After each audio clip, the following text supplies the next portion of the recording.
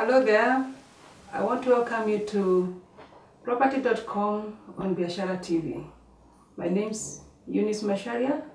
I'm a property valuer in Nairobi. Karibuni sana. Today we want to discuss a matter that is very critical to many of us. It's the heart of every family, and that is housing. It's at the beginning of the year, and I know some of you have made a decision that this year you must own a property. Specifically, we want to discuss about the steps that you need to take to buy a house. All right, we are going to discuss 10 steps that you need to consider when you're buying a house.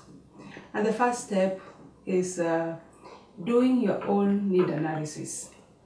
Every family has its unique needs. You cannot buy a house depending on what your neighbor bought, or what your friend bought, or what your relative bought, or even what your parents think that you should buy. Every family has its own unique needs, and this needs to be considered well before you go to the market to look for a house. What do we mean? You have the size of your family. Some families you 2, some families are 3, some families are 4. And you could be 2 now, but you're planning for a family of 6 in future. So that needs to be taken into consideration. You also have other specific requirements. For example, you have a social status. You want to live in a certain neighborhood where maybe your friends also live, or you want to live next to your church, or next to your mosque, or next to your club, or other social facilities that are critical to your family. You might also want to consider education. If you have a young family, children who are going to school, probably you don't want to be transferring across the city 20 kilometers to take your children to school. So when you're considering buying a house, you will most likely want to buy a house that is close to the educational facilities for your children. And that becomes very critical. You've seen families where you built a beautiful house, magnificent grounds or something, but then you can't live there because it is really inconveniencing for your children. They have to be on the road for 2-3 hours, which is not even healthy. Other things that you consider as a family is security. What kind of a neighborhood do you want to be? Do you want to be in an apartment where you have common security? Maybe you travel a lot. You don't want to be worried when you're traveling about the safety of your house, or the safety of your family members that you leave behind, or even the safety of your households or the things that are in your house. So you want to search for a house that serves your purpose. The house that maybe is in an apartment where you know you can lock the doors and go for a month or even 2 months. And when you come back, you find everything is okay. Maybe your need is different. You want to live in a farm and you can afford to hire the extra security, or you want to live in your own compound and you can possibly afford to, put up your own security systems, or you want to live in a gated community. All these decisions need to be made well before you go out into the market to look for a house. The other considerations that you make, depending on your special circumstances, your stage in life. Are you a young family? Are you somewhere in the middle? Are you an elderly couple? Are you a senior citizen? All these decisions, considerations needs to come into play before you move out to find something. The second point that I want us to consider today is planning your finances. Many a times you are excited about this project. It's the beginning of the year, you have a goal that you want to buy something, and you move out to the market to search even before you consider how your financial status is. How do you want to finance this purchase? Do you have savings, for example? Possibly you've been working for a couple of years, you've just done a good project, or you have an employer who can finance your purchase, or you have a circle, you can How do you want to do it? Or maybe you want to do part savings and finance the rest with a loan or a credit from a bank, a SACCO, other financial institutions like microfinances. Maybe you want to borrow from your family, or maybe you want to borrow from your friends. Whatever the case, what you are saying is that at the beginning of this project, when you're thinking about going out to buy a house, you have to consider the source of your finances. It is very critical, so that you don't start a project and then you're not able to carry it through. Once you have determined your family needs and your finances structure is in place, then you have to go out and do a market research. What is available in the market? What are the dynamics in the industry? What is trending? Many young people will say, what is trending? What is happening right now? And find that information to help you make a decision on the kind of house and the approach that you want to take when you're buying a house. So a market data, market information is very critical to help you in making that decision. Point number 4, when you're going out to buy a house, is that once you have your needs analyzed properly, you know where you're going to get your money from, then you can now modify your needs to suit the kind of, to suit your specific needs, your family needs. You can choose now a model that works for you. You can choose now, you can go out into the market. You can modify your requirements to suit both your needs, to suit your financial model, and to suit the market conditions that exist. Number 5. So we have seen 4 steps so far that you need to take when you're considering buying a house. And we'll look at the 5th step now, and that is risks that you need to consider. You have already identified your needs. You have already planned for your finances. You have considered the market research, the market data, the market models, the trends that are going on in the market. And now at this point, you're going to consider the risks that are involved with the choices. For example, if you say you want to live in a very urban area, it comes with some of the challenges like transportation. If you're living 50 kilometers from Nairobi and you work in Nairobi, or you work in another town and you're living out of town, then you have to consider the risks that are associated with your traveling to your workplace and other things. You've chosen a finance model that you think is suitable, and maybe you have chosen to take credit or take a loan from a bank, and at that point then you have to consider the risks that are associated with taking a mortgage. And basically what you're saying is that right now things could be working very well for you. You have a job and your employer has agreed to give you a loan, a staff loan. And things are costing now, you're happy with your job, everybody is happy, your employer is happy. 3 years down the line, things might not be the same. Your work environment could have changed, and you need to move on. So what happens? You have a mortgage or you have a staff loan that you need to pay. You need to consider those factors now when you're going out to choose a house and you're going out to choose a finance model that suits your family.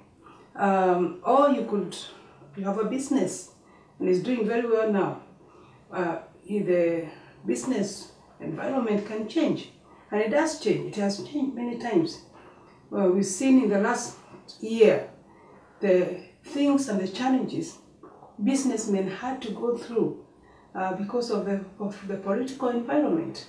There are businessmen who have lost a lot of money. Maybe business was not flowing as it should have been, and now you have a challenge meeting your mortgage or your loan obligation. You need to consider at the beginning if there is an interruption in the flow of income that you have right now, what happens next? Those and many other risks that you need to consider when you are choosing an appropriate house or an appropriate model of financing. We shall now take a small break, and when we come back, we will look at other factors that you need to consider when you're buying a house. And don't go away. Just stay put. We'll see you soon.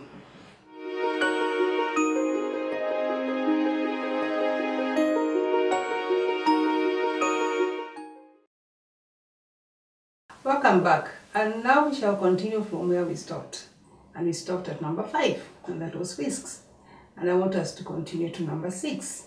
And number 6, we are going to talk now about what is exciting really in this process, and what a lot of us actually start with instead of having started the other way around. And that is identifying the house.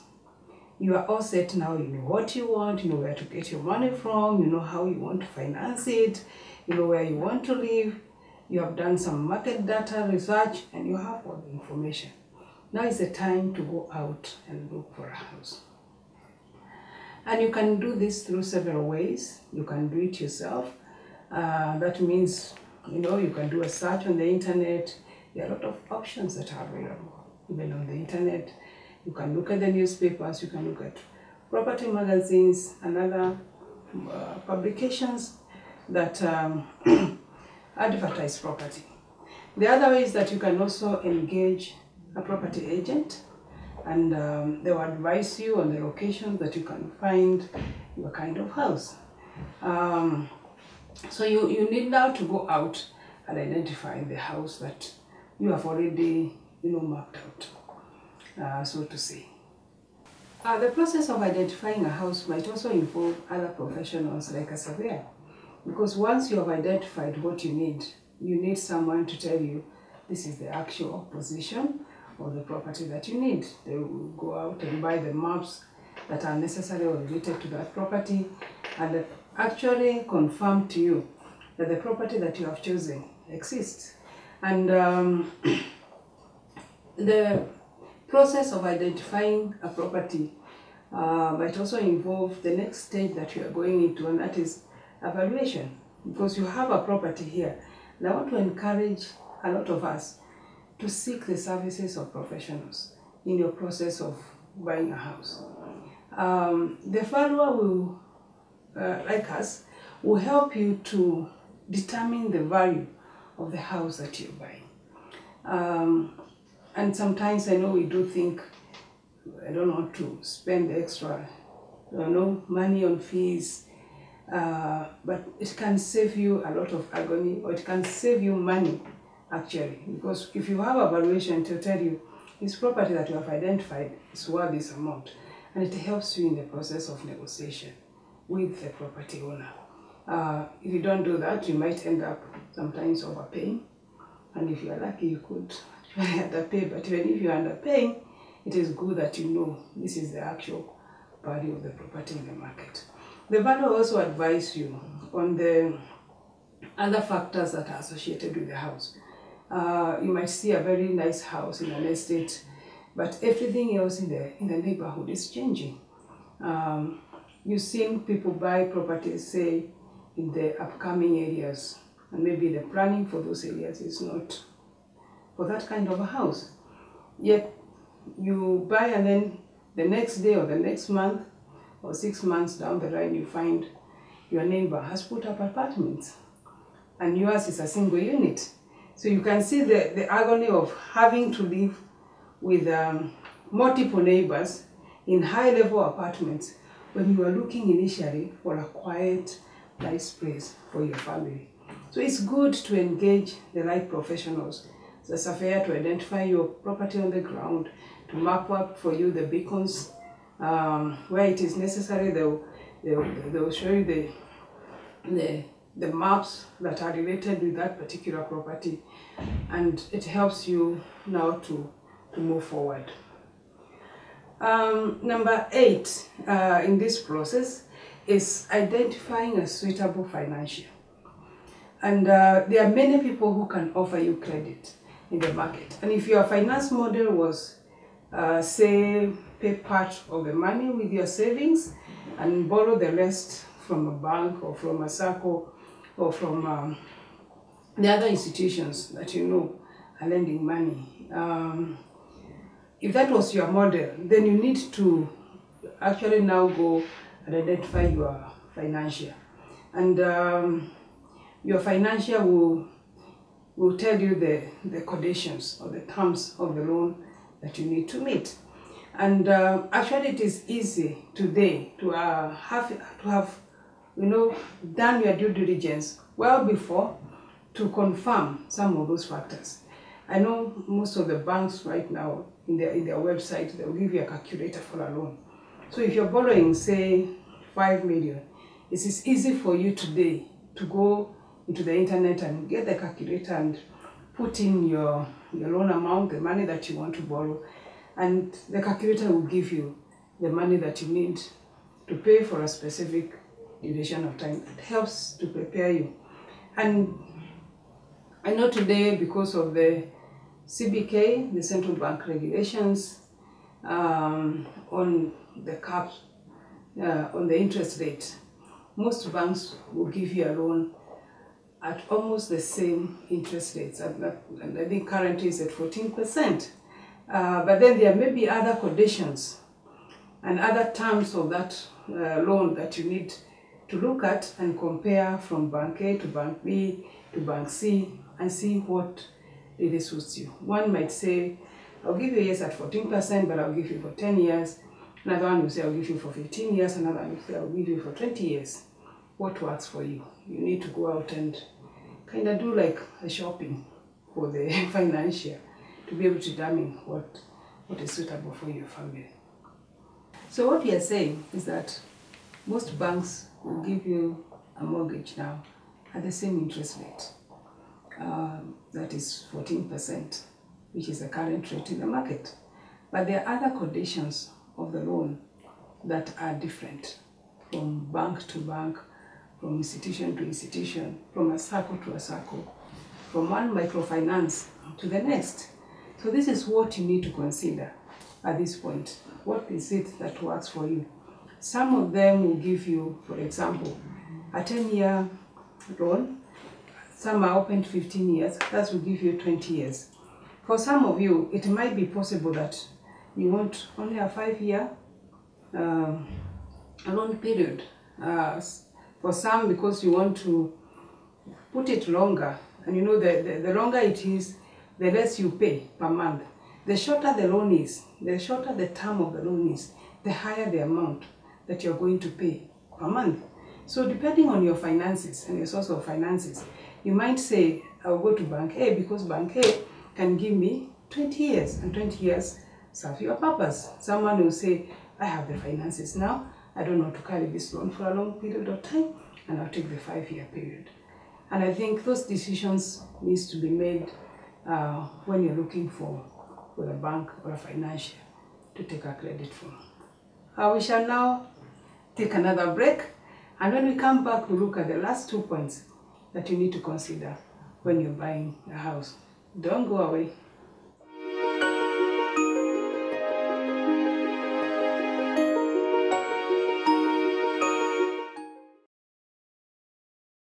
Welcome back, and we are now going to look at the last 2 points, the last 2 steps that you need to consider when you're buying a house. And I hope the last 8 steps that we have looked at, you have taken them into account. Let's look at point number 9.